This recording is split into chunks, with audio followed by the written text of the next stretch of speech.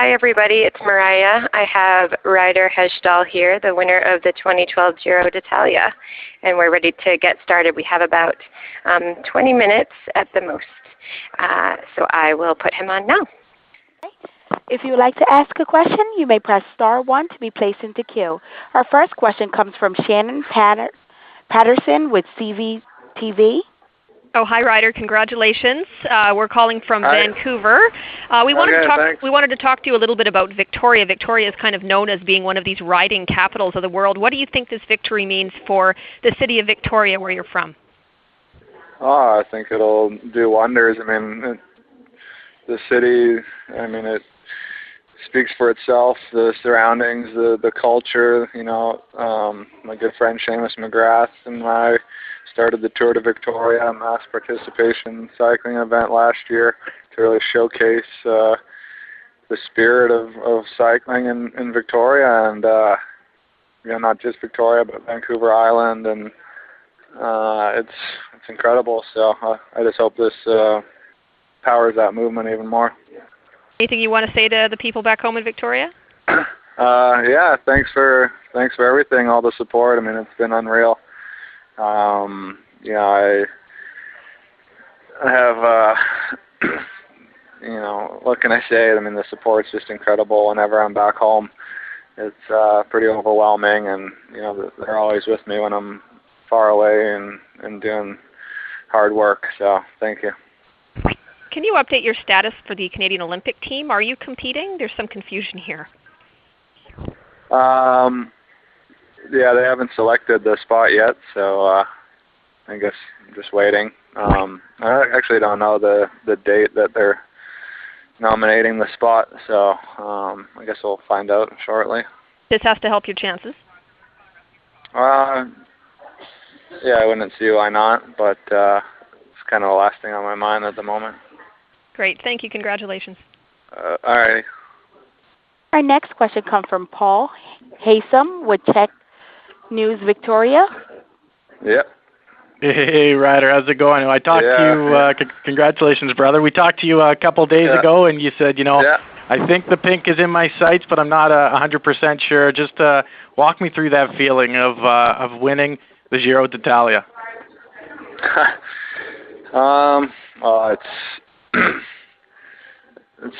can't even describe it. I think it's going to take a while to really sink in. It's just been kind of a whirlwind since finishing the TT, and it's just incredible. Once I start to see my name with the list of the other riders that have accomplished this and everything, it's pretty amazing. So I'm just enjoying it right now, and I think it'll sink in for some time. That's right. You mentioned Seamus McGrath, and we did a little story yesterday on Seamus and your dad going over. What was it like to see those guys at the finish line waving the Canadian flag? It was incredible. Yesterday was very hard. I had to fight for this Giro at the end there, and no one was helping me, and that makes this victory even more sweet. And to see my dad, Cody, and Seamus at the top of the Stelvio was pretty incredible. So I've just been fighting as hard as I can all the time, and I'm trying to propel myself even further with their support. Now, we had a camera this morning out at Trek Bikes, and Billy Fry and the boys had a pretty good party going on for you. What do you got to say to all the people out at Trek cheering you on early this morning? Yeah, it's the support I get from back home is just unbelievable, and anything I can do to get people happy and excited, that's what I love to do, and I'm just happy I could pull it off and give everyone something to cheer about. Right on. Well, we're proud of you over here in Victoria, and we'll look forward to talking to you when you get home. Okay, man. Cheers. Thanks. Our next question comes from Oliver Moore with the Globe and Mail. Hi, thanks for taking the time to chat with us. Pretty amazing result today. 2 years ago when you placed 6th in the Tour, you talked about that you hoped this would motivate Canadians and help sort of bring in the next generation of Canadian cyclists. Obviously, today's win is even bigger than that. What do you think this will do for Canadian cycling, both from a professional level, but also just from an amateur who wants to ride a bike on a weekend? I think it'll create awareness. People, first of all, know there's more than one race out there besides the Tour de France. Cycling, there's so many things, so many levels you can partake, and it's nothing but a positive avenue for everything, for health, for your mind, your body, just the environment. I mean, it's given me so much, and I've dedicated my life to cycling and been able to do some pretty incredible things. So this is just a culmination of all those years, and I think Canadian cycling is the highest level it's ever been, and I think this will just continue that movement. And it's probably too soon to ask this, but what about the Tour? It's been, it's pretty rare for anyone to get the double. It's been 12, 14 years, I guess, since Pantani done it. Have you thought at all about whether you're racing the Tour to win, or whether you're going to be supporting someone else, or is that decision for another day? Yeah, I'm enjoying today, and we'll just start to put a plan together for the rest of the year. I mean, yeah, that's about it for that. All right, thank you. Okay. Our next question comes from Cleve Dienstall with Victoria Times. Yep. Hey, Ryder, Cleve here. Congratulations. Yeah, man. And just to elaborate a little bit on the getting no help on the. We all saw the movie Breaking Away a couple of decades ago about the Europeans in cycling. Just elaborate a little bit more on that about virtually getting no help there along the last few stages. Well, it was more just the situation of the final. I obviously had a lot of help from my team, and we did everything we could. But I was referring to my rivals, and again, put the pressure on, and with 5K to go, he was still over 5 minutes ahead, and that was a big concern. And as we approached the last part of the Stelvio, none of my rivals were willing to work to conserve their positions either. Excuse me, because they felt I was the strongest, and it was my race to lose, even though I wasn't wearing the pink jersey. And those are all tactics and situations, and I basically had to save my own Giro in the last 5K and do a huge effort, and that makes it even that much sweeter. Hey, thanks, Ryder. Congratulations. Yeah. Okay. Thank you. Next question comes from Ian Austin with the New York Times. Hi, Ryder. What was your reaction last fall when the team proposed you focus on the Giro rather than the Tour? And what did that mean in terms of your preparation for the led up to today? Sorry, just the first part. What was the... And how did you react when the team proposed that you focus on the Giro? Yeah, I mean, at first it was just... I just had in my mind, I'd been doing the same program. I focus on the early part of the season and really try and be in top shape in March and the spring classics in the Ardennes, and then take a break. And I love the Tour of California, had great success there, and it's important for the team. And then, building to the Tour. So that was my program the last couple of years, and I just didn't really see myself changing from that.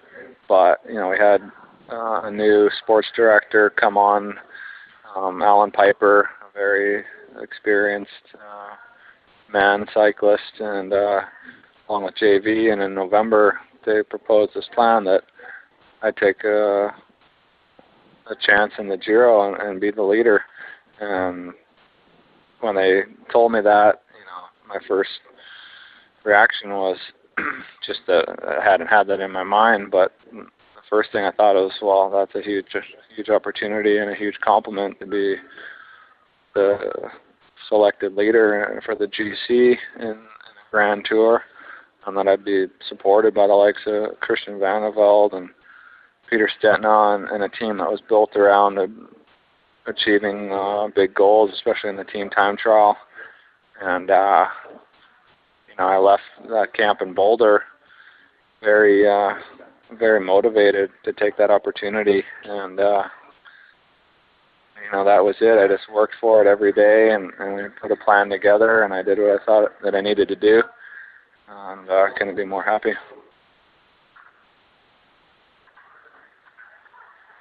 Our next question comes from Malcolm Kelly with CBC Sports. Mr. Hesjedal, congratulations to you. First of all, right off the bat, when you burst out of the gate this morning, the guys on TV were concerned a little bit that you were coming out so fast through the first split, and they were wondering why you were pushing so hard. But it looked to me that you understood right from the beginning that Rodriguez was not going to hand this to you without a fight. No, I mean, he's lost some, very big positions and stuff in time trial so far, and I know what that's like as an athlete, and I knew he would be putting up probably the biggest fight he's ever given to time trial in the pink jersey after 3 weeks, and I knew he believed that he could still do it, and I knew that I had to do 110% today, and I had to attack every single meter of the course, and was able to get a margin that was not that big, and that was a huge ride by him. Did you know as you were going out on yours where he was? Were they keeping you informed of exactly what the time was?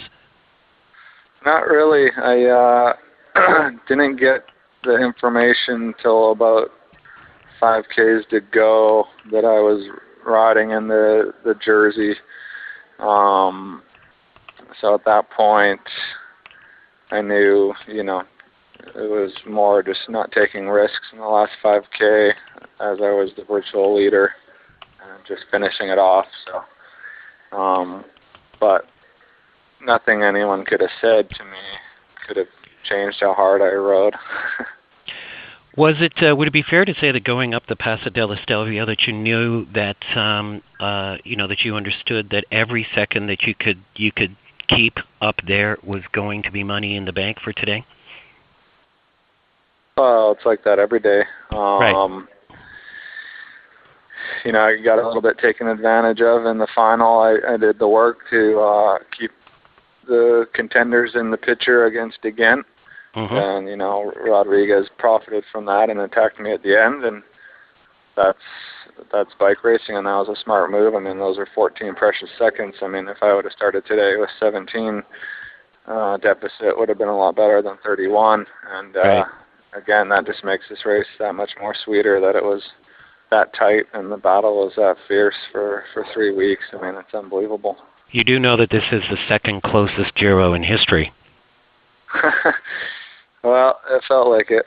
Yeah, I mean, the only one that was closer was 1948, 11 seconds in this. So, I mean, it could not have been any tighter.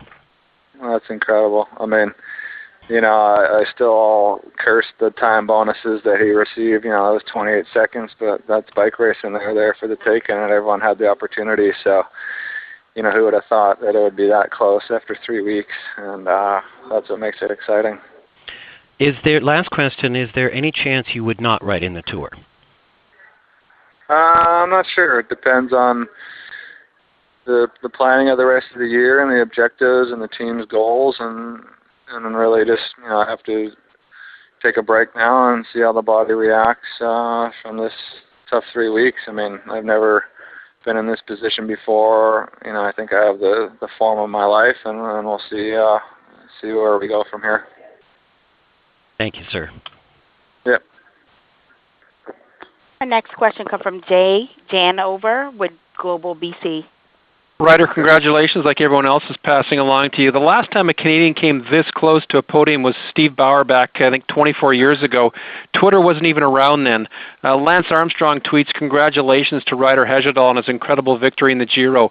Gotta love it when the best man wins. What's it like to hear those accolades from a guy like Lance Armstrong, and who else have you received congratulations from aside from us media? Actually, I haven't had much time to even look at my phone. Just my loved ones are here, but it's incredible to hear the compliments from such great riders and people. I mean, it's very flattering. How different is this year for you than last? I mean, last year we saw the success that you had on the tour. Now you're going to go from being a guy who did the chasing to somebody who's going to be chased. Are you looking forward to that? And what's been the biggest change for you in the last year? Because now you're on the world stage and everybody knows who you are. I mean, I'm the same guy. I've been around for a long time. I just, I do my work and I'm consistent, and that's what I need to do. And I think it just shows, there's no quick way to the top, and you have to love it and just keep plugging away, and you get repaid for the hard work. So, we'll see how it goes from here. Will you have much gas left in the tank, and would you want to represent your country in London in 9 short weeks? Yeah, I said all along I'd be willing and honored to represent Canada. I always am. I was in Athens, I was in Beijing, and I don't see why I shouldn't be in London, but it's not up to me. So. Well, congratulations. The province here back home in BC is vibrating, and it was a great race to watch. Okay, thank you very much. Okay, I think that's all the time I have. Thank you for your time. This concludes today's teleconference. You may now disconnect your lines.